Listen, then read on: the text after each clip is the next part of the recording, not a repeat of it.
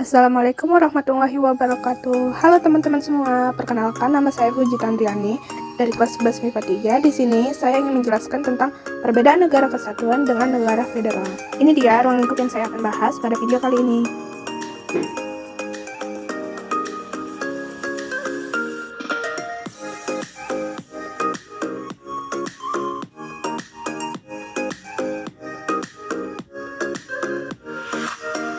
Nah, teman-teman, yang pertama itu kita akan membahas negara dan wilayahnya. Negara kesatuan, dia berasal dari dideklarasi saat kemerdekaan oleh pendiri-pendiri negara dengan mengklaim seluruh wilayahnya sebagai bagian dari suatu negara. Sedangkan negara federal berangkat dari suatu asumsi dasar bahwa ia dibentuk oleh sejumlah negara atau wilayah yang independen atau berdiri sendiri sejak awal memiliki kedaulatan atau semacam kedaulatan pada dirinya masing-masing.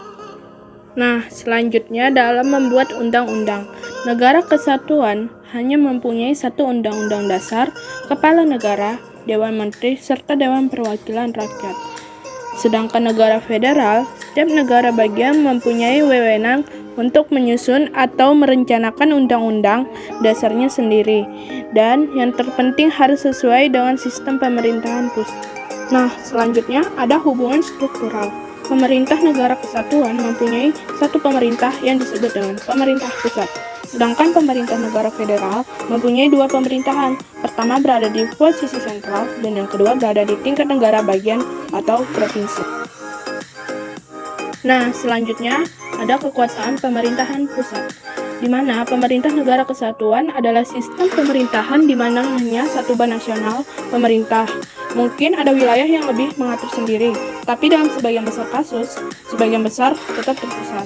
Nah, selanjutnya ada negara federal. Di pemerintah negara federal ini, pemerintah pusat dan pemerintah negaranya merdeka itu dapat membentuk sebuah kesepakatan atau kesepakatan untuk beroperasi bersama-sama.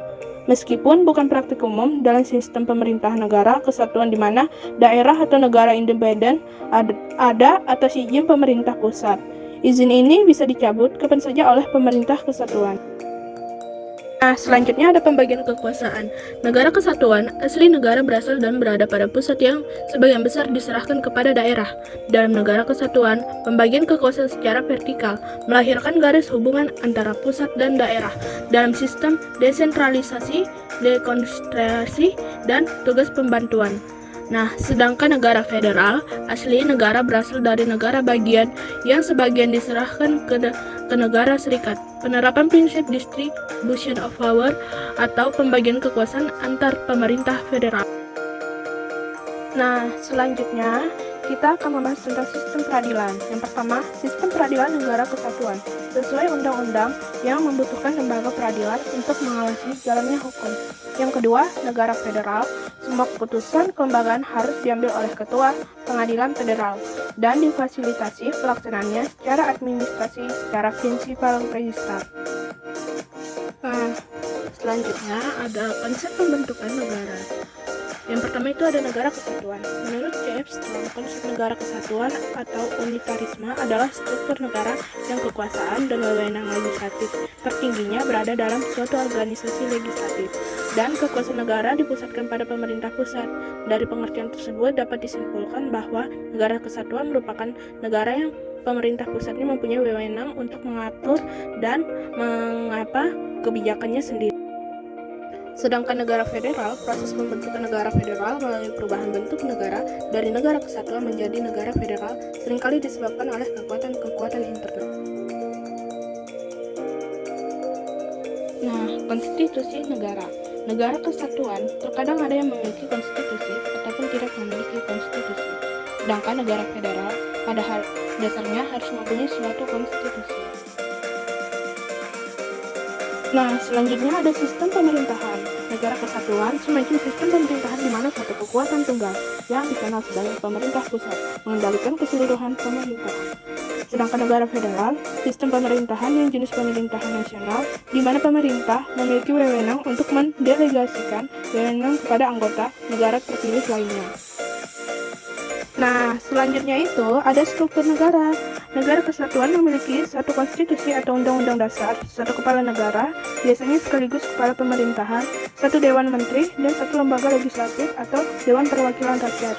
Sementara negara serikat atau federal memiliki satu kepala negara dan memiliki kepala negara-negara bagian, dan tiap negara bagian mempunyai dewan legislatif atau penyusun undang-undang yang tidak berhubungan dengan hal-hal yang lain. Nah, selanjutnya kita akan membahas kebijakan. Negara kesatuan hanya mempunyai satu kebijakan, yaitu mengenai masalah sosial, ekonomi, politik, kebudayaan, pertahanan, dan keamanan. Sedangkan negara serikat berdaulat keluar di dalam negeri, tiap wilayahnya mempunyai hak mengatur dan menyelenggarakan pemerintahan sendiri. Nah, selanjutnya kita akan membahas tentang kedaulatan. Negara kesatuan, kedaulatan negara dalam bentuk kedaulatan internal dan eksternal dilakukan oleh pemerintah pusat. Sedangkan negara federal, pemerintah pusat memiliki kedaulatan atas setiap negara bagian dalam regulasi luar negeri dan beberapa urusan dalam negeri. Lembaga-lembaga negara. Negara kesatuan pada umumnya mempunyai tugas lembaga-lembaga negara seperti legislatif, eksekutif, dan yudikatif yang kekuasaannya masing-masing dibatasi oleh undang-undang. Dengan demikian, pada negara kesatuan, kekuasaan pemerintahan tidak terpusat pada satu orang yang menyebabkan kekuasaan tidak terbatas atau munculnya kediktatoran. Pada negara serikat atau federal umumnya tidak memiliki ketiga lembaga di atas secara lengkap karena menganut asas liberal dan sistem pemerintahan parlementer. Kekuasaan pemerintahan berada pada suara partai yang berkuasa atau suara partai mayoritas. Parlemen juga tidak mempunyai hak apapun terhadap segala kebijakan presiden. Nah, selanjutnya itu ada tanggung jawab pemerintah. Nah, jika di negara kesatuan, ketika terjadi masalah di negara, baik itu masalah ekonomi, sosial, budaya, pertahanan, dan keamanan, pada negara kesatuan, hal tersebut merupakan masalah bersama. Jadi, pemerintah pusat itu bertanggung jawab akan semua masalah penyelenggaraan negara dengan didukung pemerintah daerah. Setelah itu, seluruh rakyat bersatu ikut bersama menyelesaikan masalah yang ada, karena mereka negara kesatuan yang dimana masalahnya itu diurus secara bersama-sama. Berbeda dengan negara federal, masalah yang terjadi pada negara bagiannya akan menjadi tanggung jawab warga daerah tersebut. Sebagai contoh, ketika masalah kerusuhan ras kulit hitam dan putih masih banyak terjadi di Mississippi, Amerika Serikat, negara bagian lain tidak turut menyelesaikannya. Kenapa? Karena di situ sudah dianggap negara Mississippi sudah bisa menyelesaikan masalahnya sendiri.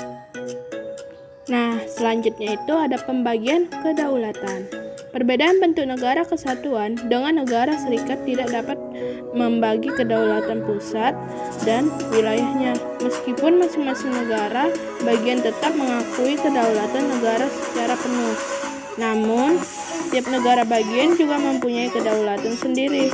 Di negara kesatuan terdapat pembagian kedaulatan antar wewenang pemerintah pusat. Nah, hal ini memudahkan pengaturan penyelenggaraan negara. Nah, yang terakhir kita akan membahas tentang kepala negara.